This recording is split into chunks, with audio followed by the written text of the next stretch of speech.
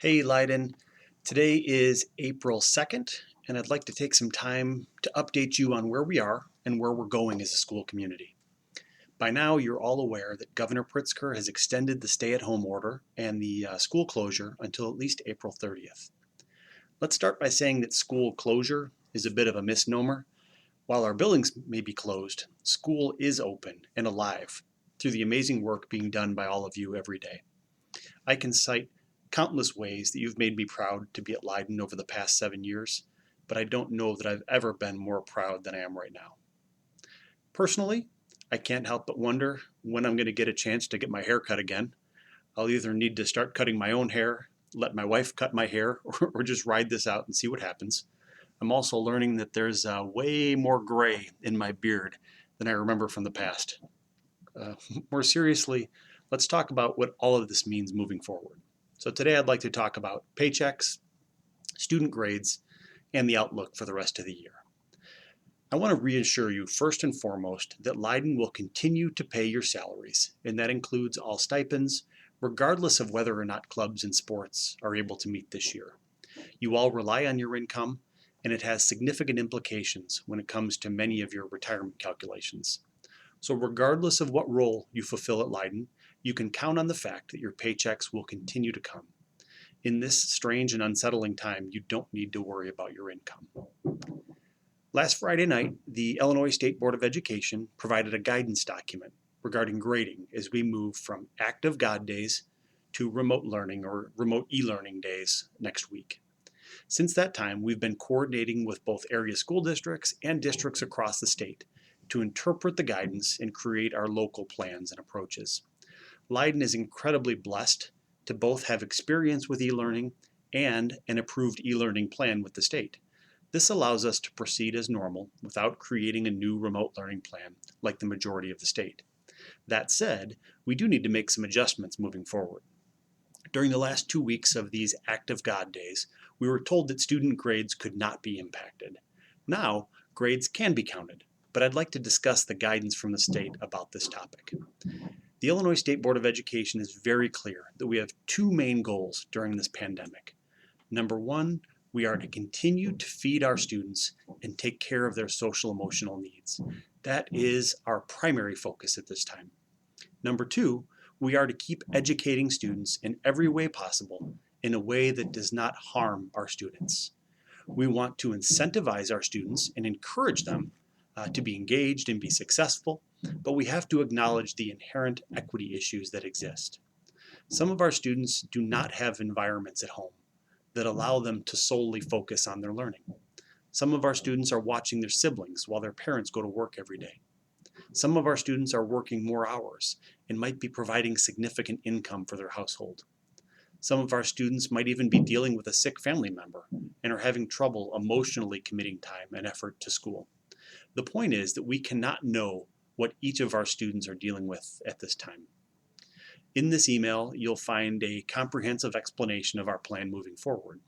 One version of the document is for parents and students, while the other document has more specific information for faculty and staff. The parent-student version is being translated so we can share it tomorrow. We're also creating videos to share with parents summarizing this information in English, in Spanish, and in Polish. Our plan is to have all of those communications out by the end of day tomorrow. We are going to allow letter grades to be used, but following the state's guidance, we will not be issuing any F grades this semester.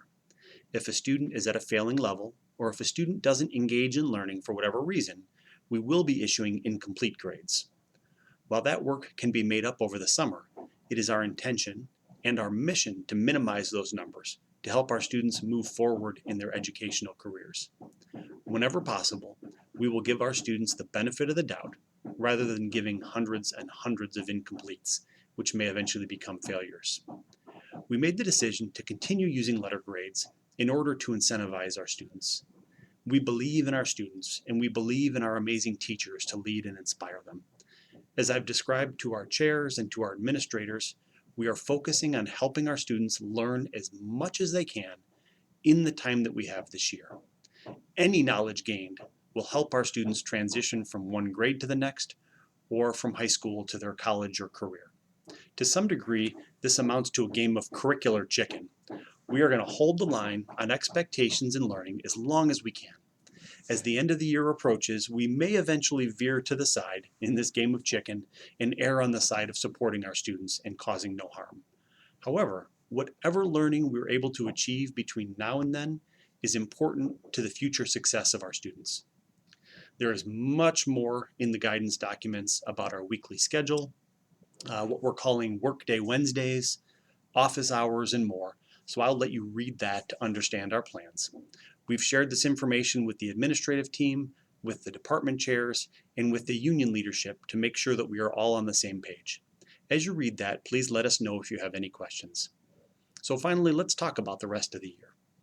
Currently, the governor has said we cannot return to our buildings in the month of April. Even if we came back following that timeline, we would only have 3 weeks in our buildings.